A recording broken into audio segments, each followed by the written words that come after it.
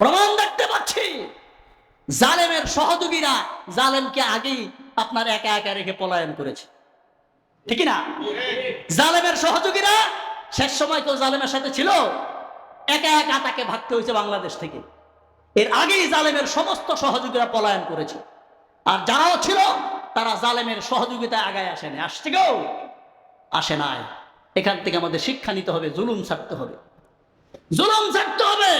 তুমি যাদের জন্য জুলুম করছো, তোমার শেষ পরিণতির সময় তারা তোমার পাশে থাকবে না। এটা দুনিয়ার শিক্ষা। কোন জালেমের জুলুমকারীর সহযোগীরা তার যখন বিদায়ের পালা আসবে, শেষ পরিণত ভোগের সময় আসবে, কোন সহযোগীকে কোন জালেম সামনে তার পাশে খুঁজে পাবে না।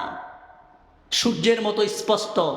এরপরও যদি আমরা না বুঝি, তাহলে আপনাদেরকে আমাদেরকে আর কেউ বুঝাইতে পারবে না। কিয়ামতের দিন তো জুলুমের শাস্তি হবেই হবে। কি শাস্তি হবে? আল্লাহ নবী হাদিসে বলছেন, আয-যুলমু যুলুমাতুন ইয়াউমাল কিয়ামা।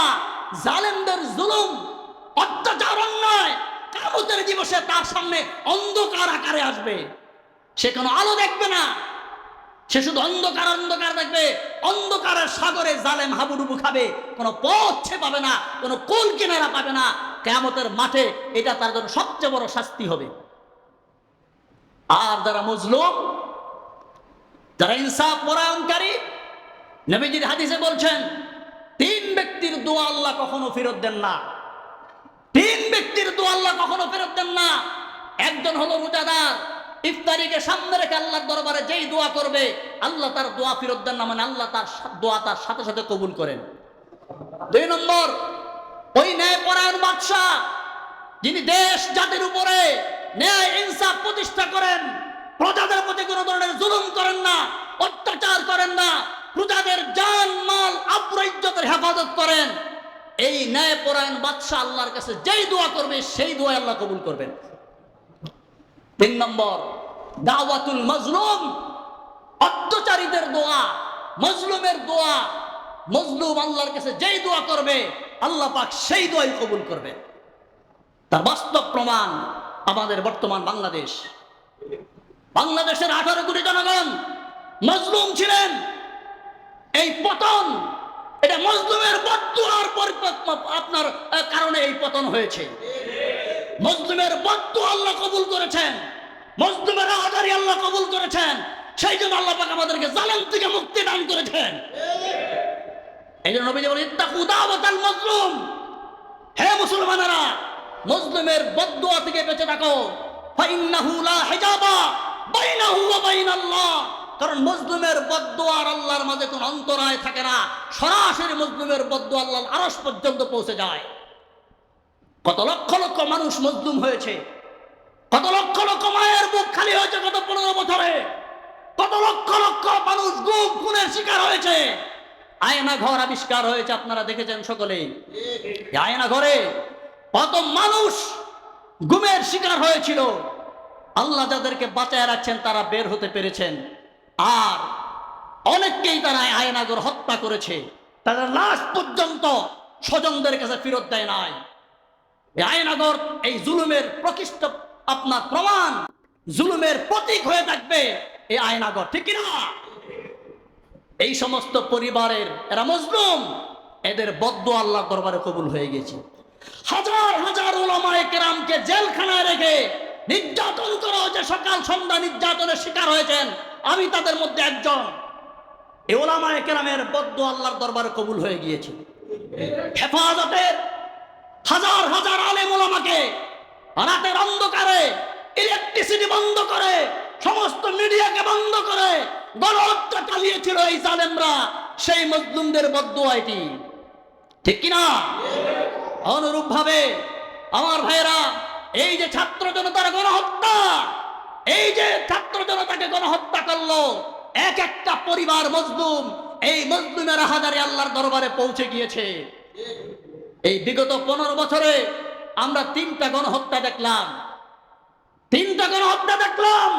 2009 আমরা দেখেছি আমাদের বীর সেনাবাহিনী, যারা এদেশের ইঞ্চি ইঞ্চি মাটিকে হেফাজত করেন, স্বাধীনতা সার্বভৌমত্বের প্রতীক যাদেরকে মনে করা হয়, তাদেরকে এসে গণহত্যা করলো। পিলখানার গণহত্যায় 57 জন সেনা অফিসার সহ 74 জন নিরপরাধ মানুষকে হত্যা করেছে। এই হত্যা কারা করেছে? এই ফেব্রুয়ারির 25 তারিখে একটি রিপোর্ট বেরিয়েছে। এই গণহত্যার পর, অর্থাৎ সেনাবাহিনী হত্যার পর যাকে বিডিআর এবং বিজিবির মহাপরিচালক বানিয়েছিলেন সেই মেজর জেনারেল মঈনুল ইসলাম তিনি একটি সাক্ষাৎকার দিয়েছেন। আমি তখন বলতে পারি নাই, আজকে বলতে বাধ্য হচ্ছি।